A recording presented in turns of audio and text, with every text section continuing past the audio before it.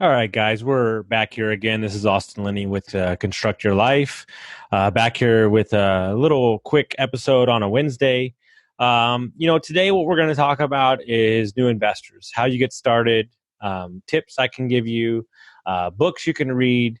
I'll kind of go off on all that stuff. But first, what I want to talk about is I truly believe that mindset is the greatest opportunity when it comes to getting started with real estate. You have to understand that you have to look at this as it's not a quick get rich quick scheme. It is a long term play, and there are steps and there are progressions that you have to take. And so, if you take it when you start out as a new investor with that approach, you can save yourself a lot of heartache and pain because it does take a while and there are faults and there are missteps, but that's perfect because imperfect action leads to results. So how you do about this is how you go about is you have to decide. There's so many options in real estate. You have to decide what you want to focus on, pick a lane, which wholesaling, Airbnb, multifamily, single family, whatever. I don't know you. So whatever works for you or whatever you see works for you, start somewhere. Maybe wholesaling is where you start. Maybe finding deals for somebody is where you start. But what you want to do is you want to get around people. You want to go to meetups. Anybody that you know in the area that does real estate, you want to provide value to them. That is truly the gift. If you can find a deal, maybe you take no money on the deal. Maybe you don't take a wholesale fee. Maybe you just do the deal, and they teach you the deal from the inside out. And really, that is the key to learning, because I truly believe that real estate is an action business, and by doing things, by learning about it within the deal, that's where you get the most value. So, partner up, provide value with somebody like me or anybody in the field that's in your area to really teach you the ins and outs of the deal. And I would highly suggest it's the Bible. It's what changed my life. If you haven't read Rich Dad, Poor Dad, it is really the holy grail of real estate investing, how to shift your mind to assets versus liabilities. It's a must read. If you're going to work in real estate with me, you're not allowed to work with me unless you read this book. It's just part of it. It's the holy grail. It's amazing. Everybody that you talk to, that's how they got inspired, most likely. So by doing that, you can easily start off with multifamily if you want. There's no options, but what you have to find out is how much do you want to be involved in the business, the day to day, right? Because the farther and farther I go down the rabbit hole of real estate, the farther and farther I realize that I want to be farther away from it. I'd rather invest with somebody that does the day-to-day operations on what they do, if that's flipping or multifamily, and allow myself to focus on other avenues for me to make money. And I find that a lot of people think they want to be in control until they're really in control. And so why I'm saying that is, I just got off the phone with my cousin. He's got a great job. He's really busy. He wants to invest, but he doesn't have the opportunity to be day to day. So he's happy to just, lend money to an investor, me or whatever, and just get a nice return, but learn the business gradually. And I think that's key. If you truly identify, if you've got a great job and let's say maybe you don't 100% love it, but it's great and it's providing you money, just think of that job as a way to continue to make revenue, to dump into investments until the investments grow bigger than the job. That's really the rule. You 80-20 it. So 80% on their day job and then 20% on your passion. And then you have to grow the 20% higher than the 80% in order for you to leave your job. It's really that simple. And there's so many avenues you could do it. And, I harp on the same thing all the time. You could get this from 5 Airbnbs. If you ran them all yourself, you could be financially free from 3, right? That were successful. So, lose your expectations of what you think it is, because it's harder than you think. It's going to take longer than you think.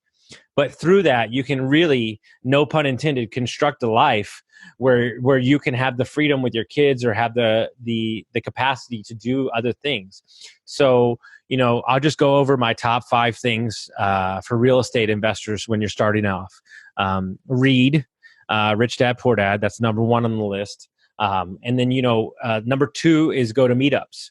It doesn't matter that you're new. It doesn't matter that um, you haven't done a deal yet. It's not what it's about. It's about being yourself, understanding it, and not putting expectations on why somebody would help you, because you don't know if they got helped out in their career ahead of time as well. So number 3 on the list would be, be in proximity of people doing deals and realize how you can provide value to them.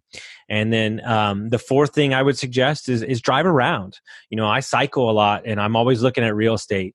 That really gives you a knowledge. Like, everybody is so all over the place with real estate. If you're really focused, let's say just 2 neighborhoods, maybe you find deals in just those 2 neighborhoods, but the price per square foot, exactly how to do the deal. That's a lot of value. My number 1 thing is, how do you eat an elephant? One bite at a time.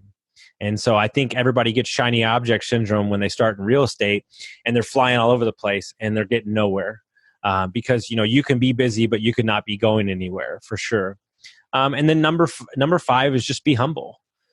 Be humble. Lose the ego at the door. If you truly want somebody to help you, in order to do that, you have to lose the ego.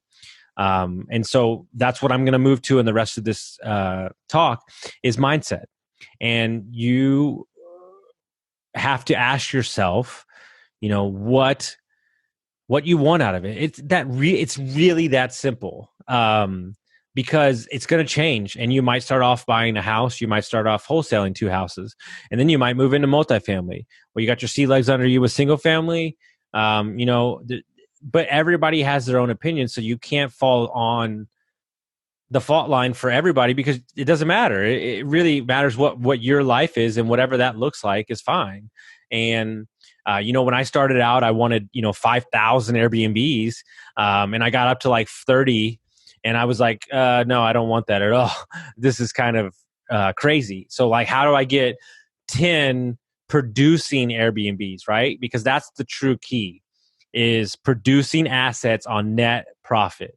Because really, cash and net is key. And if you're not, you can have 10 properties, but if you're not making any money, maybe you're building equity for sure, but you're not taking it to the next level. So really, how it is like, you might have a 6 unit that you can invest in, but you own it by yourself, but you might only have like a quarter of a percent of 100 unit, right? What is bringing you more money? Like, you really have to look at that. So is your ego telling you to be involved in the 100 deal because you can tell everybody that it's 100 units? Because, like, my ego tells me that I'd rather care what the net profit is. So that's when you have to check yourself at the door and really be smart about where you put your money and what makes sense. And it has nothing to do with the outside point of view. I've met plenty of people in my time that are 50 and 60 or even 40, and they have 50 houses, and you never even know it. You have no idea. They don't talk about it at all. And they've been buying houses since they were 18. So they don't care, but they've been financially free for years, and they're not bragging about it, and it doesn't matter. So, make sure that when you're buying real estate, when you're purchasing real estate, when you're doing deals, it's for yourself, and it makes sense for your pocketbook. It makes sense for your finances and investing. So really, that's my basic breakdown. Add value, meetups, networking. Number 1, I spent 20 years in the restaurant business, making contacts from people all over the world. At the restaurants I worked at, the high-end restaurants, getting their name, meeting people. This guy does this, and so on and so on. So it's not like this just happens overnight. So the number 1 thing you have to be is kind to yourself, and understand that this is a process. And you have to understand that in order to get where you need to go, it's going to take steps. There's gradual parts. My mentor tells you all the time, great, you've only made $50,000 a year, and you're telling me that your goal is 700,000. Well, like, how about you make $100,000 first, right? And so I keep harping back to the fact of it's really what you need. So in order to get a goal on what you need to invest, you have to reverse engineer your life. So you write out a 3-year goal, and then you look at that, and how do you get to that 3-year goal? And then you break it down, month by month, week by week, how granular you want to get, and then you go from there. And it really is about manifesting that, because once you write it down, it's in the stars, it's out there, and you have the opportunity to meditate on it. You can look at it on your whiteboard every day. all these things that you can do, and you're just creating this like abundance mentality in your mind, like it's going to happen, it's going to happen. And in those slow things, and something I would suggest, the thing that's not talked about enough in real estate is momentum. It took me 7 years and 7 bad deals to get my first property. I thought it was never going to happen. And then when I bought one house, I bought 2 more in the same year. And so momentum is not talked about enough, but I think winning small goals, let's say you lended out $10,000 and you made a $2,000 return. That's a win. You don't have to go out and hit for the fences every time. You can ask yourself, like, how do I get a small win? How do I feel good about it? And then you build on that over and over and over again until you're ready to take that riskier play. And understand that by not buying a bad property, by not doing a bad deal, you can actually get ahead of other people. That's what people don't understand. By not doing a deal, I'm going to say that again, by not doing a deal, by not doing a bad deal, you're actually getting ahead. And so by getting ahead, waiting for the deal, the rule of thumb is you make money when you buy, you don't make money when you sell. It's never been more true. So don't be so in a rush to do a deal and do a bad deal, because a bad deal could set you back 2 years, 3 years, 4 years, 6 years, depending on how big the deal is. So all I'm saying is have patience. Listen to those tips I gave you. Rich Dad, Poor Dad. Can't go wrong. If you want to get in, there's tons of stuff on YouTube, tons of books. Just dig in, be obsessed. You can't go wrong. So that was what I had to say today. I hope it helped. If you like us, share us, review us, rate us, send it to your friends, send me a DM, whatever you want to do. Y'all have a great day, guys.